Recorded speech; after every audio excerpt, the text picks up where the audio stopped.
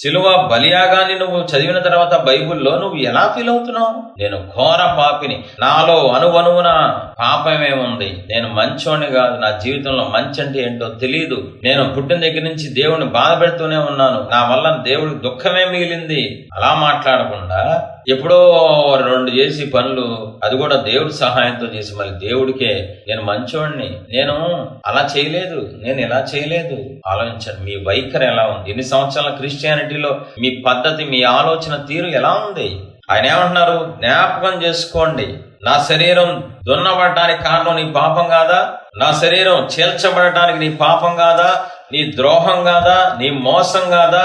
నీ అన్యాయం కాదా? ఏం జ్ఞాపకం చేసుకోవాలి? ఏం చేస్తున్నావు నువ్వు? బల్లనాథన్ అంటే కొత్త బట్టలు వేసుకొని ఫ్రెష్ గా రెడీ అయ్యి 4 పాటలు పాడటానికి రావటమా? ఒక పరిశుద్ధ కార్యక్రమం. దేవుడు మన కోసం బలైపోయి మనకిచ్చిన గొప్ప భాగ్యం ఇది. ఎవరు జ్ఞాపకం చేసుకుంటున్నారు చెప్పండి? ఎవరు కన్నీరు కాచి నా పాపాల బట్టే సిలువెక్కారు, ఈరోజు ఈ శరీరం నా దగ్గరికి వచ్చిందంటే, ఈ రక్తం నాకు వచ్చిందంటే నా పాపాలు ఆయన ఇలా చేసేసినాయి, నా పాపాల వల్ల ఆయన సిలువెక్కాల్సిన పరిస్థితి వచ్చిందని ఎవరు జ్ఞాపకం చేసుకుంటున్నారు? ఎవరికుంది ప్రేమ దేవుడి పట్ల? ఎవరికుంది మంచి మనస్సాక్షి? వెళ్ళిపోయింది, పూర్తిగా పక్కకి వెళ్ళిపోయింది.